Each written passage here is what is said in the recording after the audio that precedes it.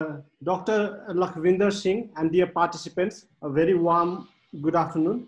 Welcome to NICE webinar on South Asia and peace building on Korean Peninsula. Nepal Institute for International Cooperation and Engagement is an independent, apolitical and non-partisan think tank which believes in freedom, democracy and a world free from conflict. We envision a world where sources of insecurity are identified and understood, conflicts are prevented or resolved, and peace is advocated. To talk on an important topic for today, we have invited Dr. Lakhvinder Singh. Dr. Lakhvinder Singh is the Director of Peace Program at Asia Institute in Seoul, South Korea. He holds 2 doctorates, one in Korean Studies from Sang-Kyun Kwan University in Seoul, Korea, and the other in International Politics from School of International Studies, Jawaharlal Nehru University in New Delhi. He also received a senior fellowship from Harvard University in the practice of trade policy in the United States. Dr. Singh worked as a visiting professor at Institute of Far Eastern Studies for 8 years. He has more than 300 published papers and articles on his credit during his academic career. In 2014, he published a book titled South Korea-India Strategic Cooperation. Dr. Singh is a central figure in Korea-India relations and was called the father of India-Korea Strategic Partnership by Vice Defense Minister of Korea, Dr. Seong Jo Baek, as recognition to his work in promoting India-Korea cooperation. He was also editor-in-chief of Asia Pacific Business and Technology Report, published from Seoul for 7 years. This journal is an important source of information about contemporary business in Korea. For his work, social and academic, he was honored with honorary citizenship of Korea in 2018 by government of Seoul. Dr. Singh, you will have around 30 to 40 minutes followed by questions and answers. We'd like to request all our participants to drop their questions in the Zoom chat or below the Facebook Live. Professor Singh, the floor is yours. Thank you. Thanks, Pramodji, for having me today on this important forum and giving me such an important topic to talk about. First of all, I would like to extend my heartfelt greeting from Seoul to you and to everyone attending this talk.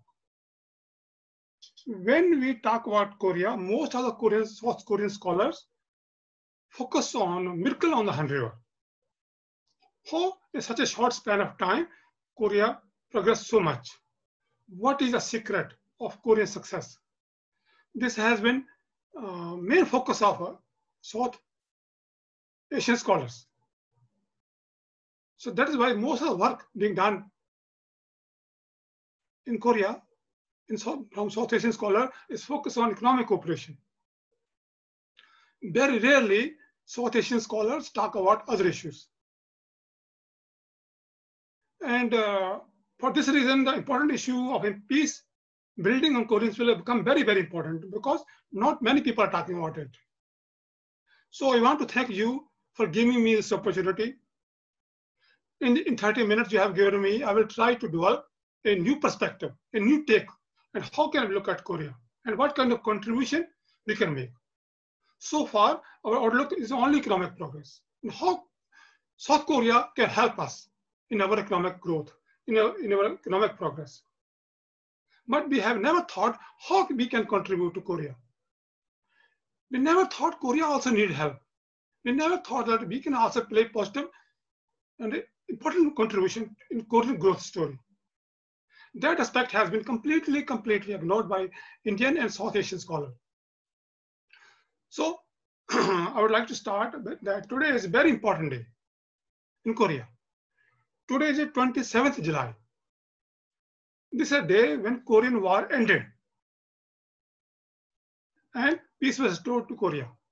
This is a day when Koreans stopped killing Korean. So this is a very historic day for all of us. So many meetings, so many contributions are being held all over Korea to celebrate this day. As you know, Koreans have lived together for hundreds of years. They have never thought of fighting each other, killing each other. So Korean War left a very serious trauma in Korean psychology. So when Korean War came, most of the people couldn't understand why they have to kill each other, why they have to fight each other. So that trauma still exists in Korean mind.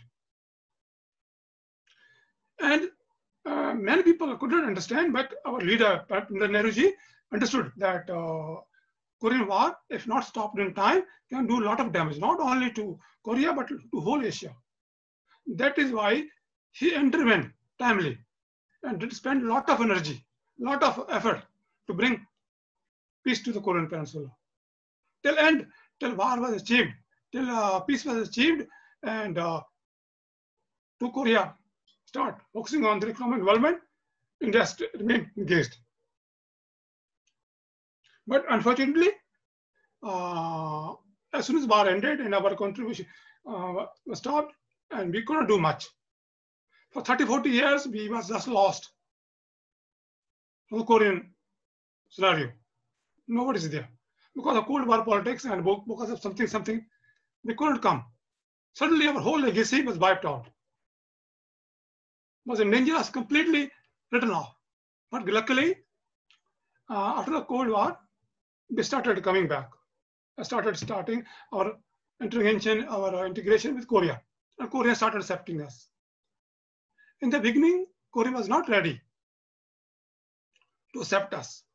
They were looking at South Asia as individual countries. They never looked at South Asia as a region.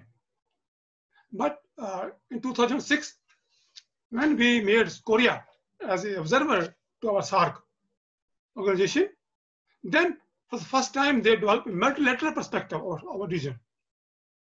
From that day, they looked at us as a one region, one perspective. So even though we are not so successful in our effort to develop SAARC in India, in South Asia, but Korea has seen SAARC as a very important vehicle to engage in South Asia. So since last 10 years, they are constantly trying to engage and contribute to the growth of South Asia as a region, as multilateral activity. For the last 10 years, South Korean Foreign Ministry is organizing a lot of events, a lot of seminars to emphasize strong importance of South Asia. Almost every year, Korean Foreign Ministry with the University of Foreign Studies in Korea organize a very, very important seminar where they invite scholars from all over the region and they discuss very important issues. And that is bringing two nations, two regions together. Never before Korean people have looked beyond Japan, even Vietnam. But for the timing, things are changing. And that's good for us. And slowly, Koreans are understanding the importance of South Asia as a region and what kind of contribution they can make. And that is also good for us because when we in region, sometimes we are not able to sort our differences. But when we come to Korea, we work as a team. There's a lot of coordination, a lot of politeness among the ambassadors of the region. They talk, they behave very nicely, sometimes very kindly to each other. So our integration with Korea is helping us twice in double way. Not only it's helping us to get some help from Korea, but it's also helping us to understand that by the end of the day, we are one people. We are together. We are one region. So integration with Korea is helping us in multiple ways. We have never thought. So when you see the meeting happening here in Korea, a lot of Indian scholars, a lot of Pakistani scholars, Bangladeshi scholars meet each other. They meet each other as family. But in India, sometimes they have differences. They don't talk to each other. But here in Korea, such a togetherness. And this is kind of a miracle. Korea is bringing, uniting South Asia region, and unity is coming up. So far, the focus of this cooperation between South Korea and South Asia has been limited. Its focus on mainly tourism, student exchanges, knowledge sharing, investment, and to some extent security, especially blue economy security. But so far, nobody has thought that we can also contribute something to Korea. So it is one-way traffic, one-way traffic. Most of the scholars who come to Korea, they ask how Korea can invest, how Korea can send tourism, send tourists, send students to our region. There's no serious study or serious thought that how we can contribute. So it is basically one-way traffic from Korea to South Asia. Our trade ties with Korea as a region is very good. So far, we have around $25 billion trade. Of course, India is the biggest trading partner from our region with Korea, but other countries are also doing very good. Since Nepal set up the relationship with Korea, its relationship is growing, economic cooperation is growing. A lot of tourism, a lot of tourists are going to Nepal. Same is the case with Sri Lanka. Same is the case with Bangladesh. Bangladesh is getting a lot of good investment from Korea. So development is happening, progress is happening. But so far, it's one-way traffic. No Korean scholar, no Indian scholar has thought, how can we contribute back to Korea? Nobody thought that Korea needs help. And that's today's time when we should inject new element into the debate. That Korea also need help. I will try what are the imperatives and why we should do more in Korean Peninsula than Korea is doing in South Asia. Our engagement with Korea is very, very limited, specifically based on economic cooperation. If we focus on this, it will do more harm than good. It's time we look at Korea from a bigger perspective. What kind of role Korea can play in the emerging security structure? Balance of power is shifting in the region. And Korea is a very important player. South Korea has one of the most powerful navy after Japan. If we properly integrate Korea into our security paradigm, Korea can help us maintaining peace and security in the Indian Ocean. But so far, Indian scholar, South Asian scholars have not given much thought of the capability of South Korean Navy. I live here and I know what kind of Navy, what kind of power South Korea has. And it's time we should start looking into the potential of cooperation, especially naval cooperation and security cooperation. So far, we have not done that. But it's time when we should. But before we start talking about security cooperation, naval cooperation, it's important to understand the economic security situation on Korean Peninsula, instability. On the progress, on the surface, Korea looks very, very stable, very, very peaceful. But that's not true. And many people think nuclear proliferation, nuclear bombs from North Korea is the biggest nuclear threat, biggest security threat, and biggest threat to peace. No. Biggest threat to peace is a division of Korea itself. As long as Korea divided, Korea will remain unstable. For more than 1,000 years, Korea was a united nation. It was one country, one people. They have never attacked anybody. They were attacked, but they never attacked anybody. They were living very, very peaceful life. So division of Korea itself is a problem. Some people want to talk about nuclearization. No, denuclearization is not the issue. It is not the source. Real culprit is a division of Korea. Until we don't focus on that division, there's no way. There's no hope. So Indian scholars, Indian diplomats, Indian government officials start thinking about the real issue. Real issue is the division of Korea itself. Until we don't focus on the problem, Korea is not capable to reach its full potential. Korea must be united as soon as possible to reach its full potential. And then it can contribute to growth of South Asia. Until we don't focus on this, there's no hope. So this is the first point I want to introduce. Forget about the denuclearization. Forget about the North Korean nuclear threats. First, we focus on the division of Korea, reunification of Korea. How we can unify Korea. Until Korea is not unified, threat of nuclear war will persist. And as long as the war persists, Korea cannot reach its full potential. And Korea cannot contribute to the growth of Asia. First and first. As you know, last 20 years, peace process is going on. A lot of Korean leaders, starting from Kim Dae-jung, made a lot of peace effort. Sometimes go up, sometimes go down. But ultimately, currently, peace process has completely collapsed. Policy, Moonshine policy, President Rose peace initiative, everything has come to failure. Now, we are ground zero. And USA has given up. They are refusing to change their policy. They are refusing to remove their sanctions. Until sanctions are not removed, North Korea will not talk, no, USA. Recently, USA sent their representative to Korea, but North Korea said, no, we don't want to talk to you until you don't want to talk to us. So this is economic sanctions are the core of the problem. North Korea is saying no to the USA proposals. So now, if North Korea is left alone, North Korea will resume their nuclear activity again. And all that good work done by President Moon will be washed away. Singapore, Vietnam, this border DMZ meetings, everything will be completely wiped out. So we will be scared to one. All the good work done. So what we can do? We should start talking. We should start telling them that no, it has to end somewhere. USA has to accommodate North Korean people. This kind of economic sanctions, where North Koreans cannot import simple medicine for the children, simple food for the hungry, is a threat to peace.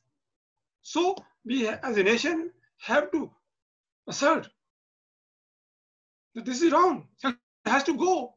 Some of the genuine needs of the North Korea has to be accommodated. Until we don't accommodate North Korea's economic needs, there is no possibility of peace. And President Moon can't succeed. So we have, if we really want to strengthen President Moon's hands to strengthen a peace process in Korea, we have to take a stand and tell the USA. USA is a very good relationship with us, with India. Now every day they are coming to us for a kind of alliance against the emerging hegemon. So they need us. So now we can tell them, if you need us, we also need you. First thing first. First we bring peace to Korea, then we talk uniting against emerging hegemon. Until Korea is not united, there could be no unity in Asia. To unite, if Asia wants to unite against the emerging hegemon, the peace on Korean Peninsula is a fundamental imperative, fundamental necessity. There's no possibility. We cannot leave Korea divided, and then we can talk about setting up a world order. Korea, this division of Korea belongs to past. It must end. It must end soon. And what are the imperatives? Why we should peace? Why as a region, why as a people, we should peace? We should push for peace. Now, I'm going to mention 4 imperatives. Why South Asia as a people, as a region, as a multilateral activity should push for peace?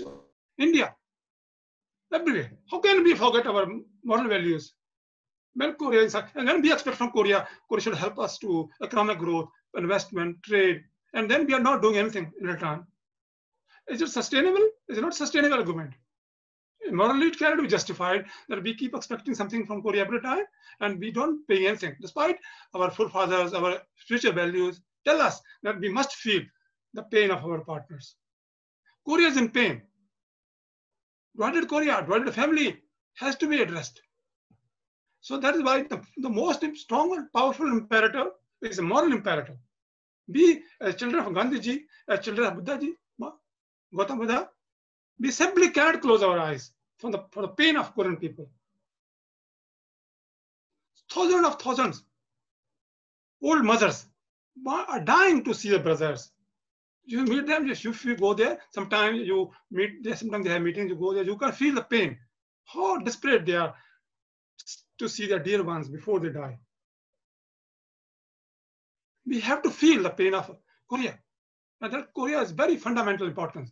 Moral imperative is the most strongest imperative for South Asia as a country of Gandhiji, as a country of Buddha, as a region of Buddha. We simply cannot come to Korea, come to Lubni and see Buddha's birthday place, and then we don't follow teachings of Buddha. Buddha teaches.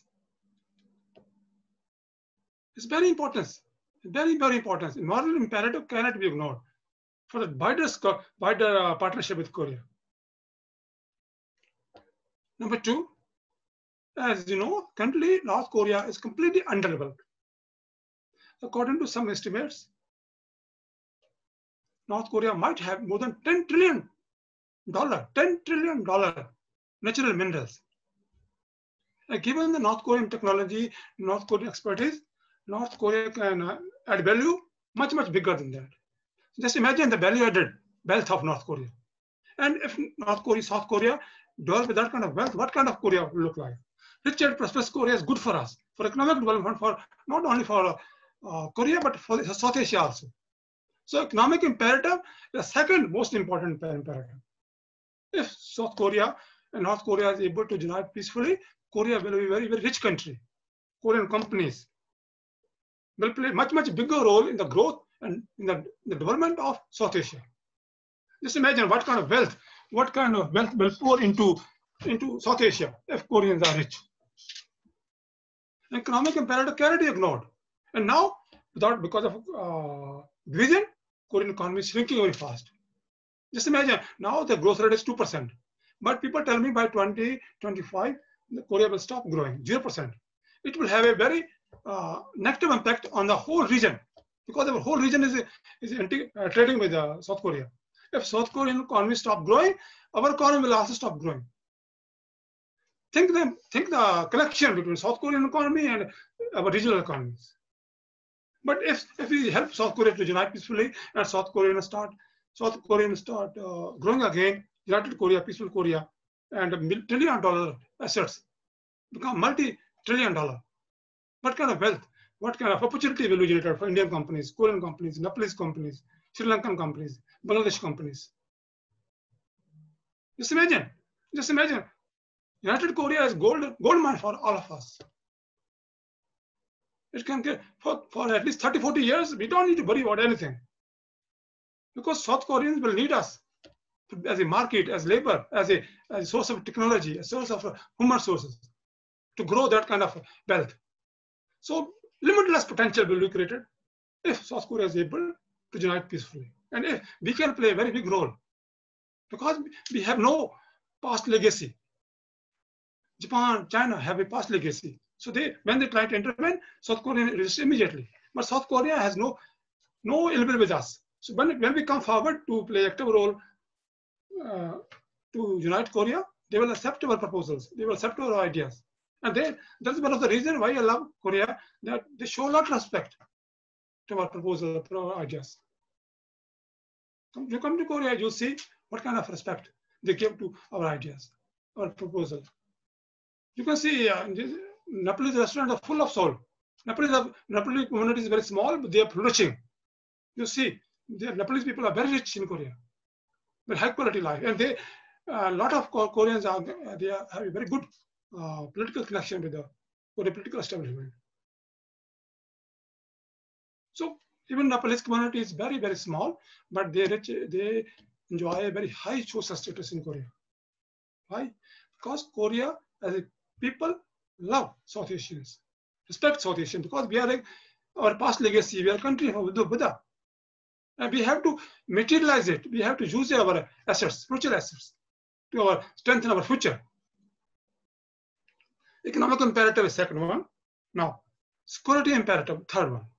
Now, economically weak Korea is security threat. Why? Because it simply cannot resist the power shift happening in the region. It is very, very vulnerable to pressure from the emerging hegemon. And a fall of South Korea to the emerging hegemon can change everything in the region. Power shift can happen with unpredictable consequences. Weak Korea and exploitable Korea is very dangerous for us. Korea must stay strong during this power shift. Otherwise, it will not be able to protect its interest.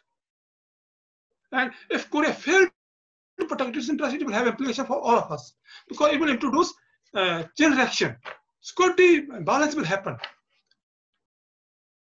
Security imbalance, this kind of disequilibrium in the region will have far-reaching consequences, security implications.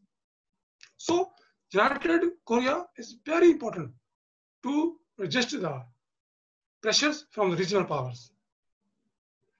Korea, peacefully united Korea with North Korea, very, very strong force to resist pressure from the regional powers.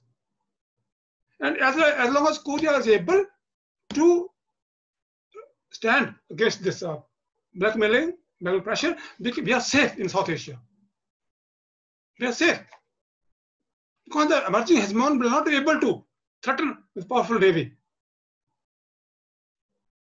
Because South Korea is standing guard. United South Korean Navy can stand as a guard to protect all of us, all freedom-loving people.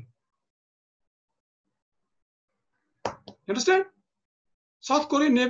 United South Korean Navy can play a very, very important role for the democracy, protection of democracy, or way of life.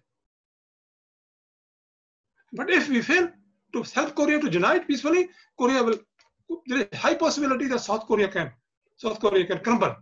And hegemons and naval forces can run over South Korea in a matter of minutes. Think deep. Think deep. What kind of work, what kind of contribution South Korea can play in projecting our way of life? South Korea has resisted pressure, even though South Korea is very close to that hegemon, but for hundreds of years they have able to succeed their identity, their culture, their way of life. Why? Because South Koreans are very strong nationalist, very strongly love their country. They have the ability and they have built to fight to preserve their nation. And if we help them, they will fight again. But if we don't help them, they cannot fight because hegemon is too powerful now. They need our help. Without our help, they will not be able to fight. If they don't fight, they will crumble. Otherwise, the history has shown us how powerful they are, how they're powerful, desire their separate identity, the culture, their way of life. They love them. Koreans are one of the most restless people. If we properly provide them, Koreans will fight. We don't need to do anything. Just help them to keep the nation alive. They will do the rest. They will do the job for us. Understand what I'm saying? Strategic application of United Korea. It's very important. We South Asia don't understand what is happening. But South Korea is the key. Without South Korea, we simply can't preserve our way of life. I cannot emphasize enough. There's a reason I'm saying it again and again. Korea is the key. Like in Afghan, nobody can defeat Afghans. In South Asia, here, they are invincible. For hundreds of years, they have kept their separate identity. South Koreans are limitless power, limitless love for the motherland. The only thing they need is support. If we provide them support, give them properly, provide them, give them encouragement, they will stand guard for the whole free nations. This is very important. You cannot just ignore it. Now, last but not the least, most important imperative for us now, peace process has collapsed. If we don't intervene, possible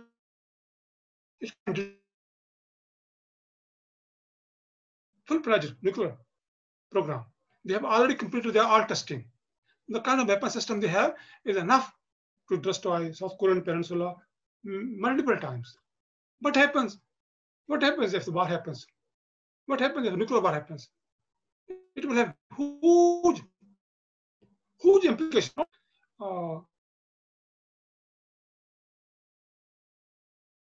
Region. So, nuclear war, maintaining peace itself is an imperative. We must not let war happen on the Korean Peninsula because war on Korean Peninsula will destroy everything. Nuclear winter, nuclear climate exchange, climate crisis. Just think what kind of strategic implication, like climate implications, economic implication will be if there's a nuclear war on Korean Peninsula. Seoul, such a beautiful city, will be wiped out in a matter of seconds. And no country in Asia can escape from the fallout. Think deep. So many people don't understand that how close we are to nuclear war. But we are very close to nuclear war. Why? Because North Korea is under constant pressure from USA. They're not being allowed even to allow simple food. This limit, you can bear that pressure. And I personally feel that if North Korea has no choice, they can go to war. See, I'm not kidding. I'm not just trying to overemphasize my point. The possibility of war or nuclear war is very, very real. So we should take it seriously. We should not just read the books and articles and then forget. Possibility of nuclear war on Korean Peninsula is very rare. And if war happens, we have history. Everybody has history. The kind of weapon USA will use, kind of weapon Chinese will use, kind of weapons North Korea will use. We think that we can escape? No. Our country, we can say we are remote. No, we are not remote. In case of nuclear war, we are not remote country, not remote region. Strategic implication and nuclear followed implications will be felt everybody in the region, in the Asia as a whole. So we should start thinking seriously that nuclear war on Korean Peninsula very, very, very dangerous. We just simply cannot ignore it. We, South Asia as a region, expect a lot of things from Korea, but we never think what we can do there. So it's time now understand there's a lot of things we can do for Korea. So far, our attention has been focused, especially, the main fault is about diplomats. Just to show result to their bosses, they always show, we have got this investment, we got this proposal. They are quick to show results to their policymakers. Because they are professional, they want to get promoted. They don't have time to develop bigger vision, work on a bigger vision. But we are scholars. We have no bosses to show our performance. We have no promotion. We are not chasing any positions, any offices, any bosses to please. So it's a moral responsibility to focus on the bigger picture, bigger vision. How stronger cooperation with South Asia, Korea will strengthen all of us.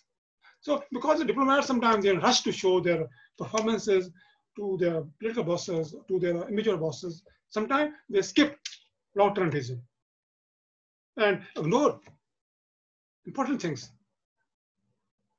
That is why so far 10 seminars have been held in Seoul about cooperation between South Asia and Korea. Not a single one of them said, "Oh, let's do something for Korea." No, because they're in a hurry to get projects, get deals, get something from tourism, students. Short-term vision, very small, very, very narrow. This is hurting us. We must take a stand. We must have a bigger vision. Everything is not about money. Everything is not. Our generation must do something which our children should be proud of. They should be proud that their father was able to think big. How can we forget our past? We are children of Gandhiji. We have such a glorious past, Buddha. How can we forget his teachings? How can we just ignore what is happening in Korea? We are children of very great people, very great civilization. We cannot undermine ourselves. And we just can't think about economic progress, employment, generation, students. They're too small to think about. Men of vision must think big. And here, I always try to tell, no, we are great people. And we must make great contribution to the civilization. That's all, my friend, I have to say. Thank you very much. Thank you, Dr. Singh. Thank you for your interesting presentation. I'm sure our participants have benefited from the lecture. We've got lots of questions, so without summarizing or talking on the issues, I'll directly go to the questions. I'll put the questions one by one so that you can answer it carefully and in detail.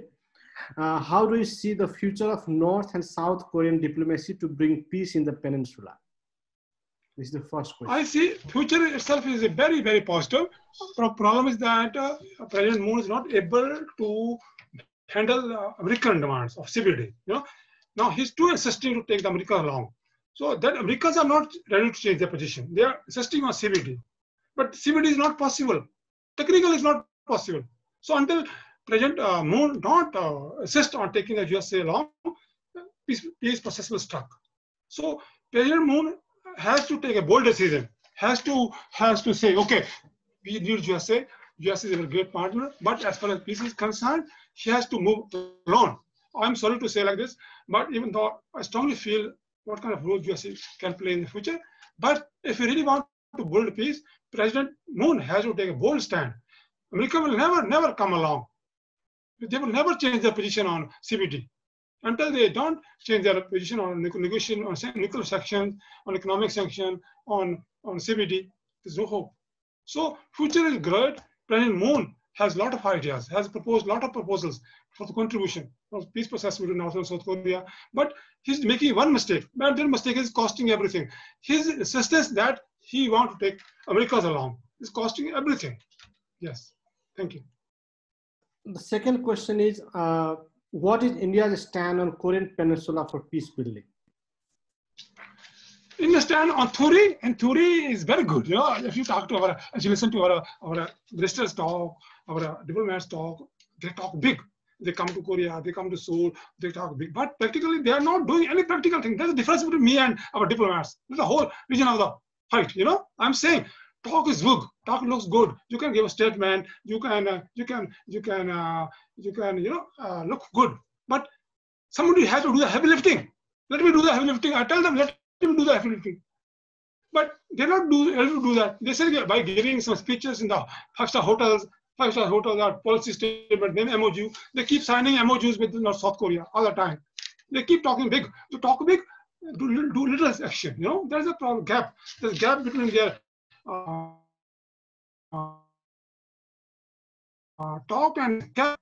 Huge gap. And they say, oh, we want to do something. But as you see, as you study the actual action and actual result, Indian contribution, nothing, zero. South Koreans don't even know that India is doing something for build peace on Korean Peninsula. Maybe some scholars know it, but average Korean don't even notice that India is doing something for Korea to build peace. So our current role, actual role on the ground is almost zero. So, but our diplomats, our speeches, if you go to internet, Google, our contribution is limitless. So much speeches, so much our diplomats keep going places to places saying, oh, role, but very few people like me, we are working on the ground. So our diplomats or policymakers are refusing to do the heavy lifting. They think by inviting people to dinner, by organizing seminars, peacefully build. How can you do that? You have to do the heavy lifting. You have to do the groundwork. They're not doing it. Yes, thank you. Thank you, sir. The next question is, can South Korea join the Indo-Pacific strategy or platform to contain China? Yes, there's a whole plan, but it's not easy. Korea is the immediate neighbor of China. Actually, Korea is heavily integrated into Korean Chinese economic architecture. As you know, Korea signed RCEP, and by that, Korea will be more sucked into Korean Chinese economic system. So it's not easy for Korean people. Korea is a small country, it's not easy for Korea to take an open stand against China. So until we don't understand it, until we don't acknowledge it, and there's no way Korea will help us. So you need a very comprehensive and very, very sophisticated strategy to align South Korea's economic and military policies.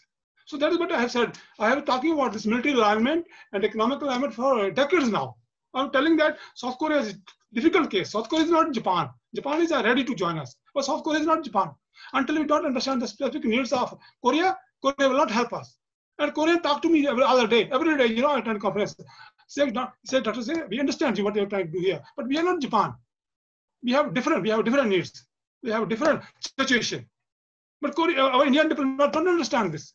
They say, oh, Japanese are joining us. Why Koreans cannot join us? But they don't understand. They're two different countries, two different situations. Koreans are ready to help us. Koreans are democracy. They understand democratic way of life. They know what kind of benefit democracy can bring. And they know the potential of India.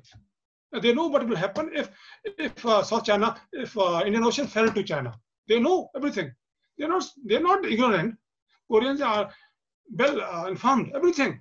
But it's we who have to understand that Korea as a country has different specific security and economic needs. As people, as history, and we simply cannot ignore legacy of Japanese imperialism. And then we can say, people still feel hurt in the heart. No matter how much we try to unite Japan and South Korea and India into one grouping, but it will not work. Because why? Because pain is still there in the heart.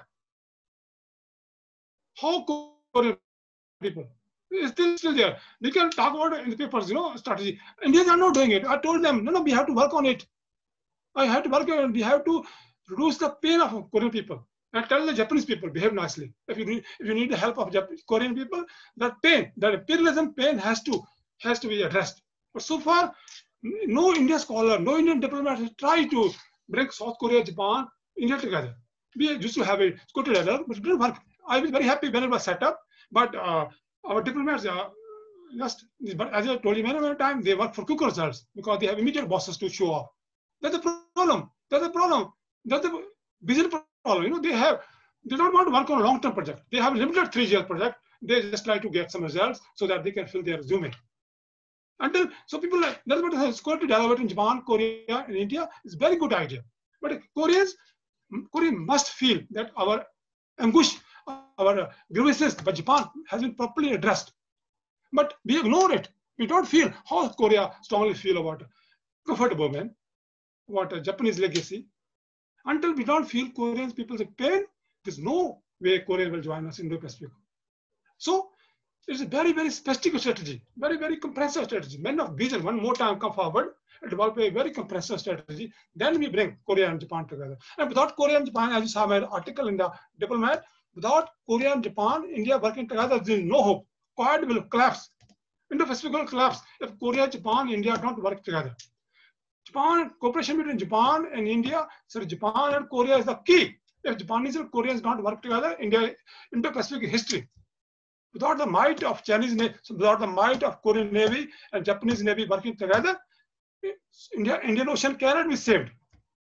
If we want to save Indian Ocean for the human generation, for the humanity, as a free nation, as a free ocean, South Korea, Japan must work together. There's no way that Korea join China and then Japan join India and then we can maintain peace. Korea, Japan, India, USA, Australia must stay together. But and Chinese know that Korea is the key. So that's why they are focusing more and more on Korea. And that is why if you come to Korea, you will see that Korea is almost gone. They know that the whole concept will collapse without Korea. They know Chinese are not ignorant. They know that Korea is the key. Once Korea do not join the Indo-Pacific will collapse. So that is why, that's what I'm trying to tell my friends in a diplomacy. No, Korea is the key. Korea must be saved. And if Korea is not join us, Indo-Pacific naval cooperation is useless. Korean Navy is one of the most powerful Navy. And they have one of the most powerful weapon system. They are the real asset for us, for the free world, for a way of life. So, but we have to work on Korean sensitivities, Korean cultural legacies. They are very emotional people. They are very brave people, very strong, hardworking people, but at the same time, very emotional people. I have studied Korea for 23 years. I know how the Korean psychology works. If we want Korean to be, we have to win their hearts. Until we don't focus on their heart winning, Korean will not help us. So, if you want Korean Navy, if you want their economic wealth, if you want, we have to help them to understand the sensitivity. Sensitivity is Japan. And we are asking them to go with Japan. And Japan, how can Japan, they will work with Japan until we don't address their cultural sensitivities. They can dump everything, go to hell. They will say, go to hell. Until you don't restore our self-respect, everything go to hell. Thank you. Thank you, sir. The next question is recently there was a news that Trump demanded 5 times increase in cost for South Korea to keep US troops and provide security to South Korea. What is your comment on this? Yes, that is a very good question. This thing shows something that US's ability to defend Korea is collapsing. And currently South Korea cannot pay what US is asking for. It means alliance can actually collapse.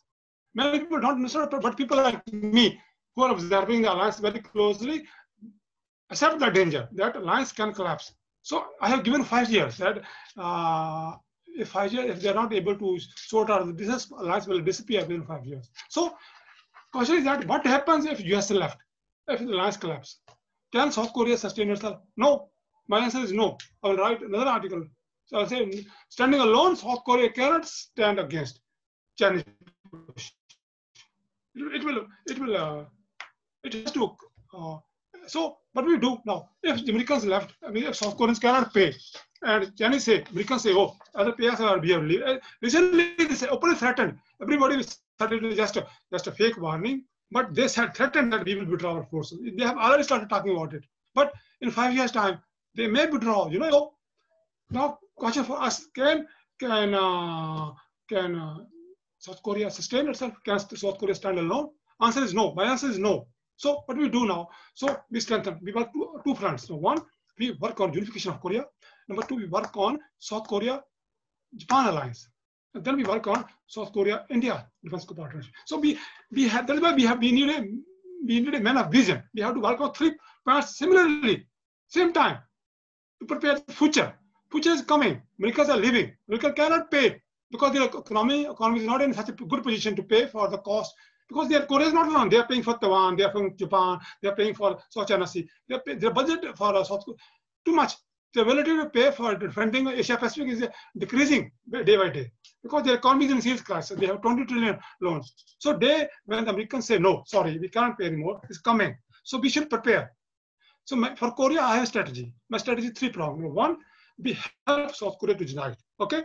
Number two, we help South Korea and Japan to become friends.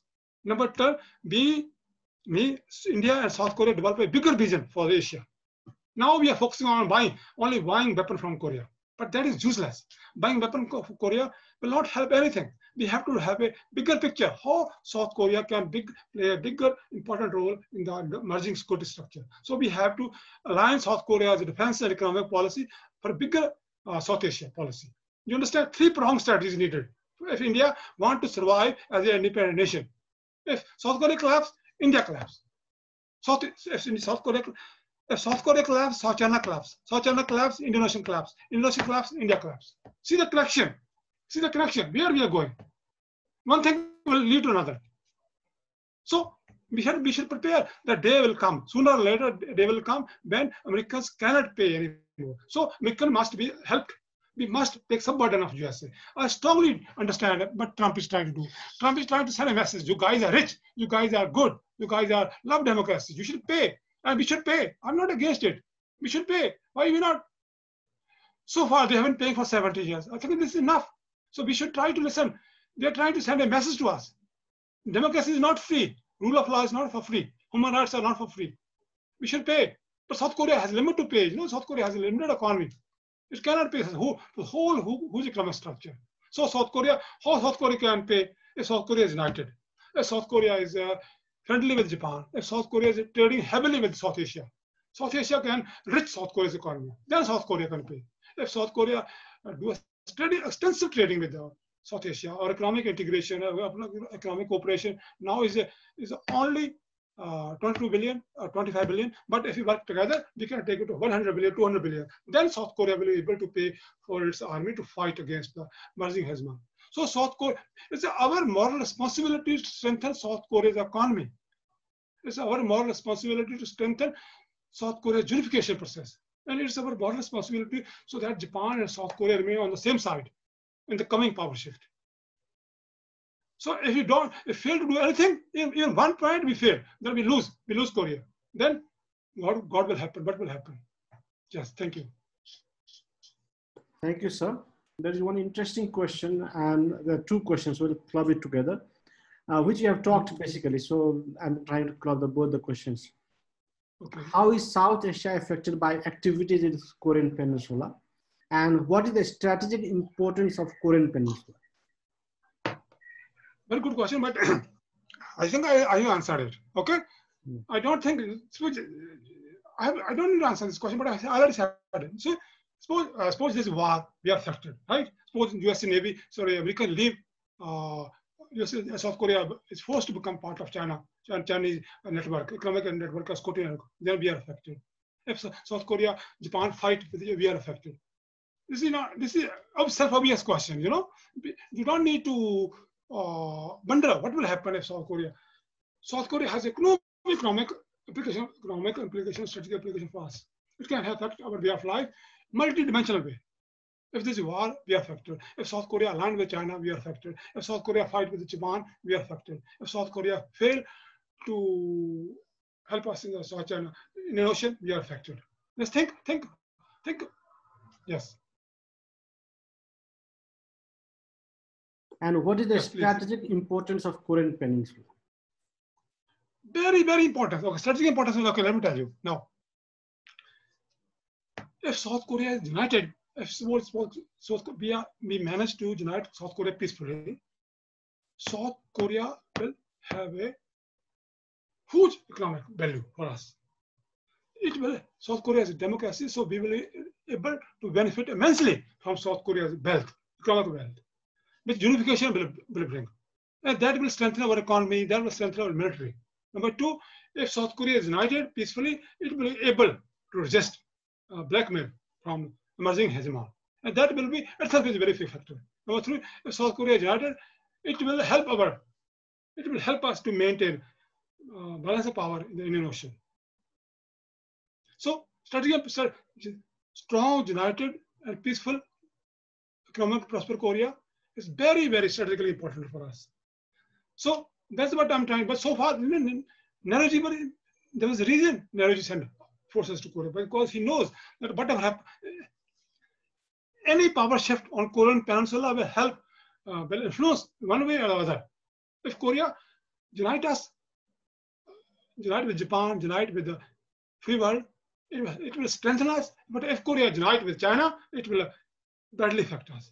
But to say that it will not affect us, it's a very unimaginable.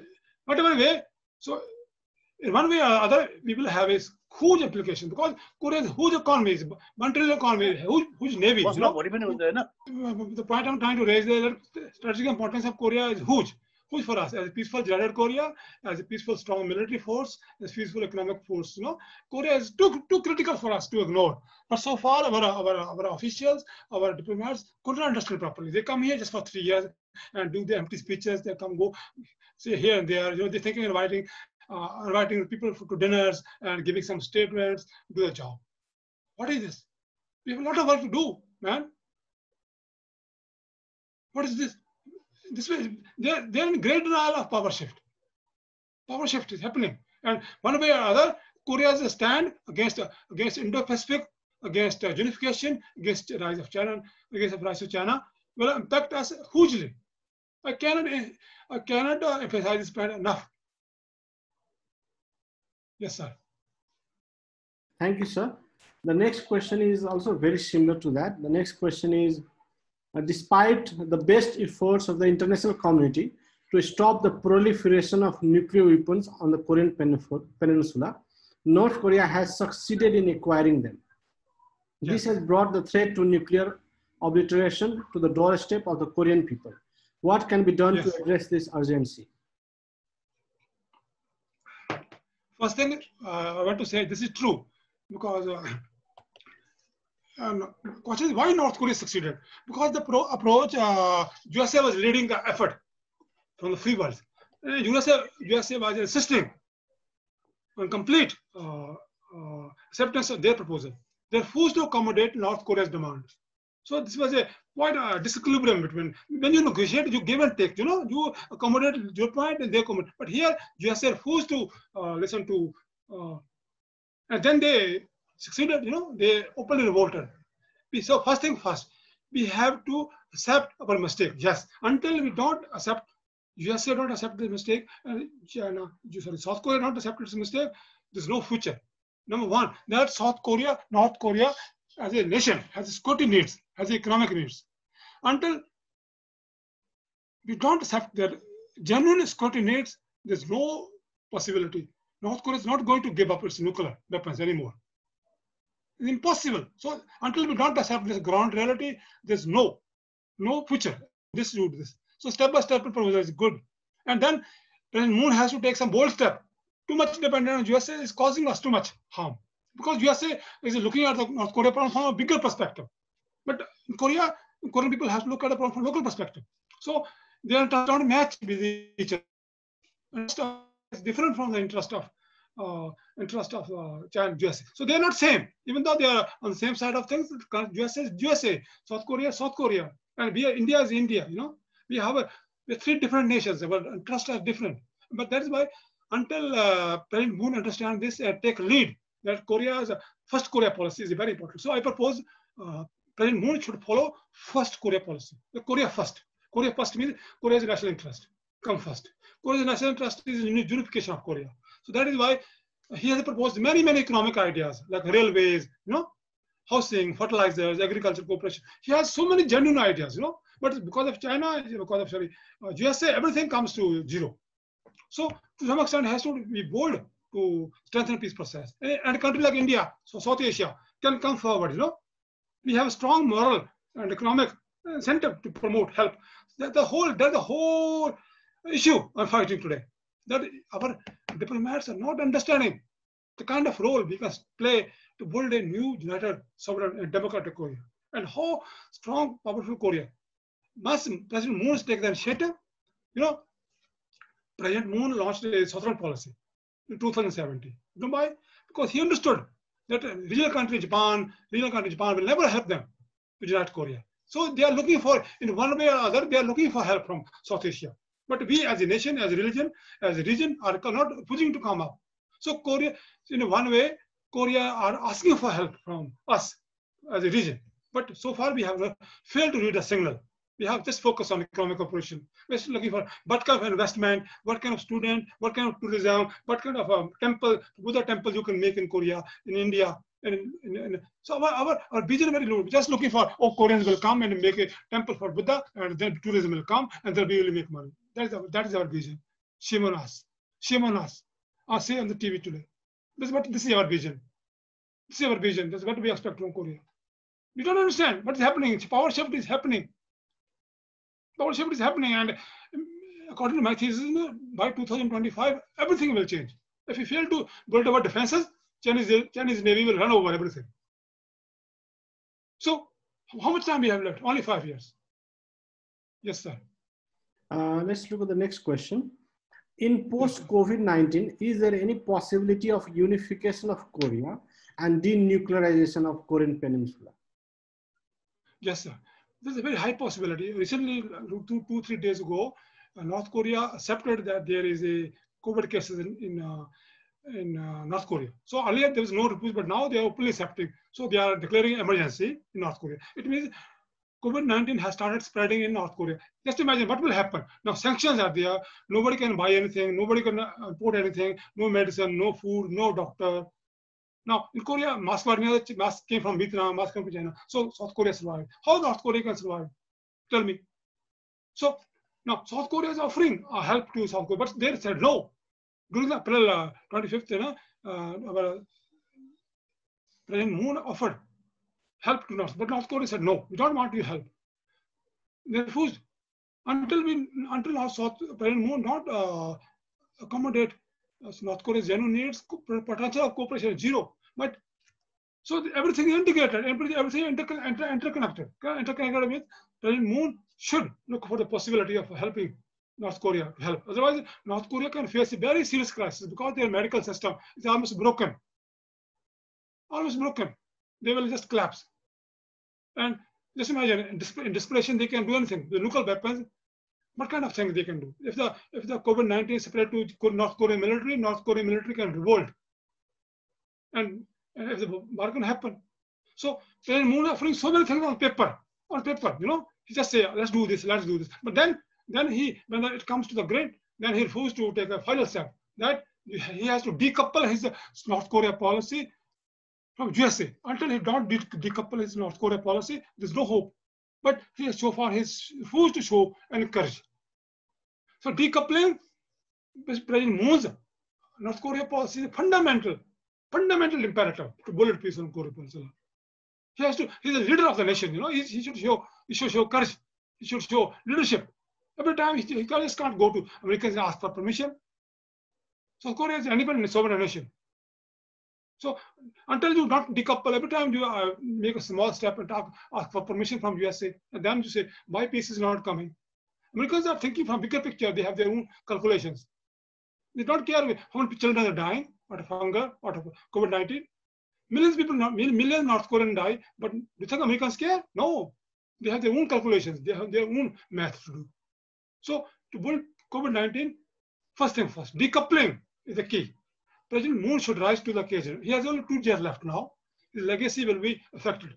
So decoupling North Korea policy is the first step to build post-COVID-19 Korean Peninsula.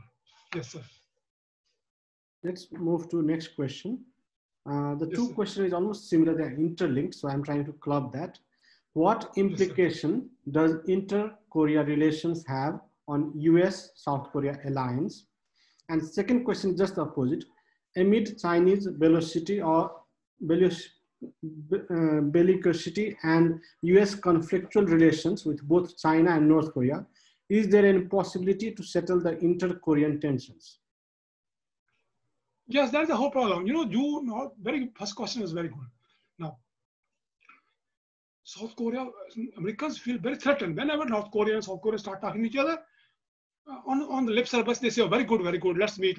But from back, they feel very threatened. USA has not come to the conclusion that United Korea is good for them. They still feel that United Korea means we are out of the region. So whenever there's a peace talks, because they are peace democracies, so on the face value, they will say, okay, they're like Trump. Trump showed a lot of drama, but genuinely he will never support peaceful process because they have not come to the conclusion that United Korea, peaceful Korea, sovereign Korea, democratic Korea is good for the region. They think, oh no, once Korea is united, they will dump us. They will ask us to leave. Once we leave, then what we will do? We will lose our leverage. So they feel threatened. Peace process is not as welcome by us. Is not as welcome by USA as we feel. On the papers, so just refill the article. There's a lot of discussion going on that how President Moon, President Trump are trying hard to bring North Korea back to the talking tables, But actually, Americans are not doing enough. They just want to use North Korea as a voting material, just to show that they feel they don't like it. Yes. On the China question, of course. As I told you, for China, Korean Peninsula is very, very important. Korean, they know that Korean people have a lot of potential.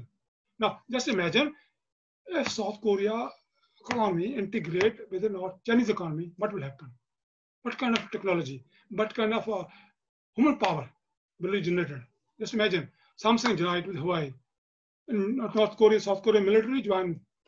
So South Korea, Americans will just go, it was a super gold mine for Koreans, Chinese. So they are trying their best.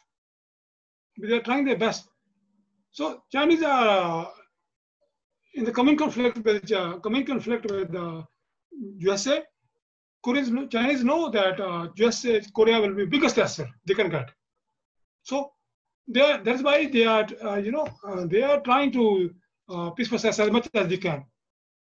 When President North Korea leader went to Vietnam, they provided airplane. They said, oh yes, even though peace process was led by USA, but they provided full support because they don't feel threatened by United Korea, but USA feel threatened by Korea. And there's a clash.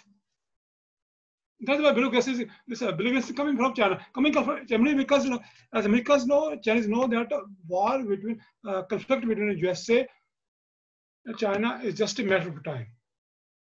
So they are preparing the ground. So they both need friends, and they know. And Chinese have pinpointed Korea as most powerful and most valuable ally. Why? Because South Korea is full of wealth. South Korea is full of technology. So South Korea is full of emotional attachment. There are not many countries, who love Chinese culture. But Korea, South Koreans, learn Chinese is a matter of pride. You have to South Korea. You don't know. I don't want to overstep my limits, but you have to understand. South Koreans don't feel as threatened by Chinese as we in India feel or Japanese feel. Chinese are very close culturally to South Korea. So possibility of a stronger alliance with the Korean Peninsula is very, very high possibility because there's no conflict There's no legacy. There's no fundamental conflict between South Korea and China and North Korea. Three of us can, the common ground they can meet, common ground they can meet. The potential of cooperation is very, very high. So we should think very seriously what we are doing. Yes, sir. Let's go to the next questions. There are lots of questions and we are running out of time. Why has the US never agreed to recognize North Korea as a nation? Why US has never recognized North Korea as a nation? Because this is a legalistic position, they have their own legal ideas, they live in their own legal world, It's very difficult to understand from common perspective why USA, because when China started developing cooperation with South Korea, they withdraw from the committee, which was set up by the armistice. So 1994, they withdraw. Now North Korea and the UN Command are the parties, but China, USA never withdraw. So they want to remain in the conflict. South Korea recognized, China recognized South Korea, Soviet Union, Russia recognized South Korea, but USA never recognized. So you can see the tensions. They come out with legalistic ideas, legalistic theories. Why North Korea cannot be recognized? Many don't know. Even South Korea has no role in the armistice. South Korea is not a party. USA, UN Command, and North Korea, China signed the party. But Chinese, as a good people, they withdraw. They withdraw from the armistice. Okay, it's between two people. Let them handle. But unfortunately, Americans never did the same thing. They were expected. Okay, now Cold War is over. Communists have gone. Soviet Union is gone. There's no threat of expansion of communism. So they try to create a new threat, nuclear threat of North Korea, nuclear weapons. By nuclear threat, they overspend. Justice demand that a legalistic demand that when Cold War was over, when Soviet Union was gone, communism threat has disappeared, then they should have acted as China acted, that they should leave the armistice, that let both Korea decide their future. But this is not what happened. So still today, they intervene in day-to-day life on the border. UN command means USA command. So even South Korean president cannot cross border without taking the command from the command. So they are fighting. So recently there was a news article that UN command wanted to celebrate today's anniversary in the special building, but that building come under South Korea. South Korea refused because South Korea is pissed up with the UN command. They put so many restrictions on the border crossings. So this kind of difficult to answer. Why? Who can know? Why? Not difficult to know. Why? Because they are not recognizing South Korea, North Korea. Yes, sir. Let's move to the next question. What is South Korea's approach to North Korea under President Moon Jae-in? Very good approach. I just can't to North Korea. I wrote an article when President Moon became a president of Korea to celebrate his victory. I wrote an article in the Korea Times. I declared President Moon as a gift of God, a gift of God for unification of Korea. A leader who's so clear, who's so devoted to the unification of Korea. He has so many beautiful ideas, so many perspective ideas, so many constructive ideas. His approach to Korea is wonderful. I cannot emphasize enough. But he has one weakness. His weakness is that he don't have the courage to decouple his North Korea policy from US. So he unnecessarily involved Americans. He refused to learn lesson from the history. He don't know what the American did to peace process during the Kim Il-jung, during the Mr. Roe. He just ignored. As a vice leader, as a brave leader, as a man of wisdom and a man of wisdom, he should have kept in mind how the Americans have behaved in the past to the peace proposals. So having a beautiful idea, having a kind heart, having a dream for the motherland is good, but it's not enough. You have to have a very clever mind, very strategic mind, which tells you what needs to be done. And you have to have the ability to learn lessons from history. He is refusing to learn lessons from history. He should know what they did to Kim Il-jung, what they did to Mr. Rose for peace proposals. Kim Il-jung made a very, very sincere effort. If Americans have supported Kim Il-jung, Mr. Bush should have supported, we could have, so much peace long ago. Mr. Rowe went to USA. He pleaded with Mr. Bush, help me, let's unite. But because Mr. Bush refused to listen to him, so they just made sure that. But on the surface, they never say. On the surface, they are very clever. They have very cunning strategy how to fool South Koreans. On the surface, they on the face, they very, very positive. Always say, oh yeah, let's deny it. But on the surface, each and every move, they have a counter proposal. So until Mr. Moon shows some courage, shows his vision, his dream, his everything is meaningless. So you can give a dream, you can win an election with a dream, but you cannot unite a country. To unite a country, you need a very, very comprehensive strategic plan. You have to special policy how to handle America. So North Korea is not a problem. Problem is USA. How to handle. Koreans are more than ready to talk to South Korea. They have offered everything which they can offer. But how can they give up their nuclear weapons when Americans are not giving up their nuclear weapons in Korea? They have thousands of nuclear weapons. They can bring their nuclear weapon to Korean Peninsula in a matter of a few seconds. From Japan, every year, they have big airplanes. They can bring anytime. So what is the plan for denuclearization of Korea? When Americans are not refusing to denuclearize the southern part of the peninsula. They want, so their denuclearization definition is very, very narrow. When they say denuclearization of Korean Peninsula, it means denuclearization of North Korea, not whole peninsula. That's the problem. That's a definition problem.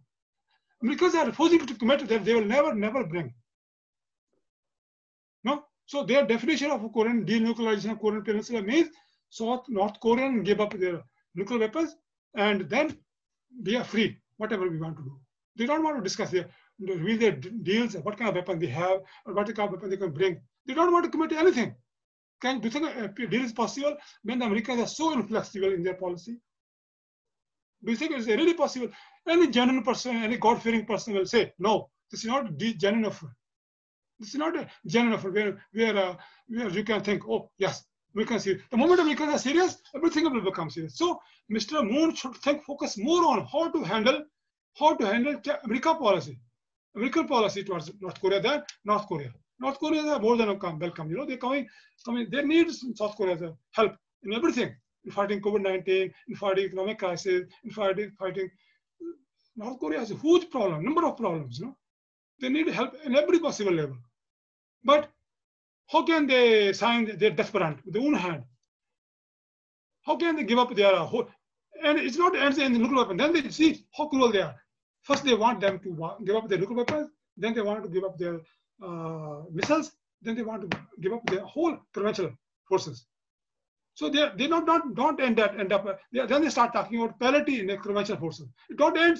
Nobody knows where the disarmament process will end. So in a way, North Korea, Americans are asking North Korea to sign their death warrant. Why they will sign their death warrant? Yes, sir. Thank you, sir. This is the last question, though we have almost reached to the end of the program. What has U.S. grand strategy towards the Korean Peninsula been since the end of Korean War? What is U.S. grand strategy in Korean Peninsula since Korean War? Very good question. As I told you, South Korea is a very important and integral part of USA led security architecture in the Asia Pacific region. Okay, South Korea is very, very important player. So South Korea, USA sees South Korea as a bigger picture, So South Korea is very, very. That is why they have invested so much. Every month they are spending. Every year they are spending $5 billion. And they have kept some of the top of their military equipment and forces in Korea. So Korea is very, very important for USA. That is why they are not ready, because they are not ready to give up the control, their dominance. So the question is going on for so many years for the control of Korean forces during the wartime.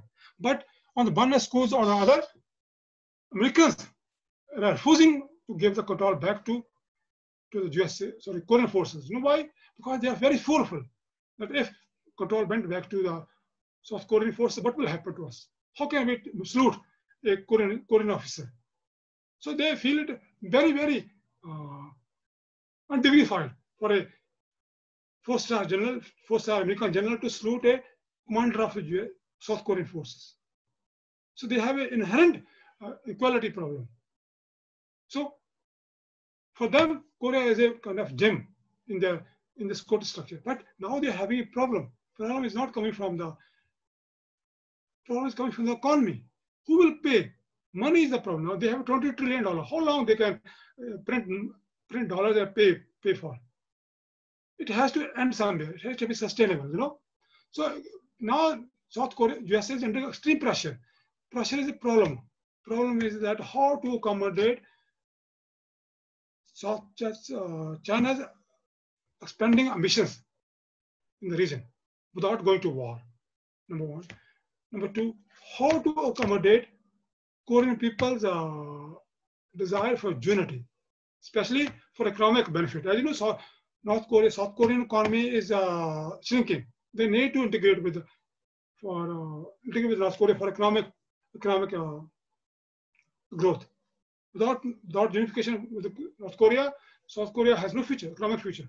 So but Americans don't know how to integrate, and that's the problem with Americans now. Americans are facing now.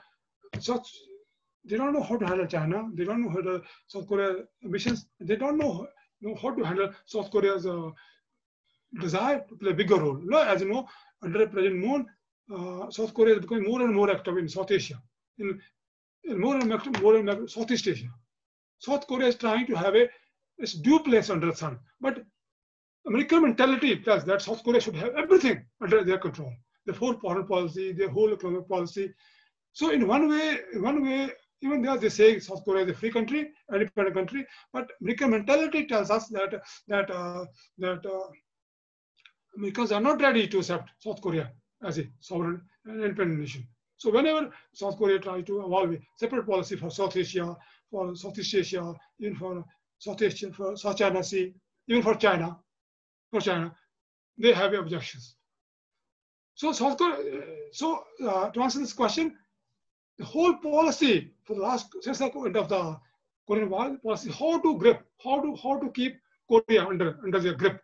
So for that, they have designed very different tools from time to time, according to the situation. They have designed many effective tools. So far, their tools are very, very successful. Very, very successful. They have multiple strategies to keep Korea under their control, without letting the Korean people feel that they are a victim of a very, very clever strategy. So many times, Korean people openly revolt, openly protest. So much around 10, 15 years ago, there was a very big whole protest in Seoul against USA beef, of USA killing South Korean girls, school-going girls. So from time to time, South Korean people protest against the American policies. But Americans have very, very designed and they have crafted very, very successful tools how to keep the Korean people under peace. How to keep, So until the South Korean people don't understand what is happening, possibility of uniting with that's what I'm trying to do. The whole purpose of this talk is that to unite Korean Peninsula, help is not coming from USA. One. To unite Korea, help is not coming from Japan. 3. Number 2, unite Korea, help is not coming from Korea. Because there's so many strong people who oppose Korean unification. And so it has been highly politicized actually. So until pro-peace people are helped by other countries, other nations, they will be always outnumbered. Korean domestic politics is also a factor in the unification of Korea. You have to understand, everybody in Korea is not looking for unification. There are conservative lobby, they have their own ideas, The pro-peace people, they are anti-peace people, So they are strongly aligned with USA. So and if pro-peace people have to succeed, they have to be helped by outside pro-peace people, country like India, South Asia, Vietnam, who understand United Korea is an asset for the whole mankind. United South Korea is good for everybody. Peace on Korean Peninsula is good for everybody. United strong, economically prosperous Korea is good for everybody. Koreans are not like China or not USA, which are putting so many restrictions. You know, Chinese, why Indians are talking about sanctions against Chinese trade? You know why? Because Chinese economic trade is so exploitative, so hurting Indian market. But it's not the case with Korea. Koreans trade with very, very fair, very, very equalitarian terms. It's a win-win. That is why everybody loves Korea. Have you ever seen any country in the world talking about boycotting Korean products? No. Why? Because Koreans never try to exploit any country.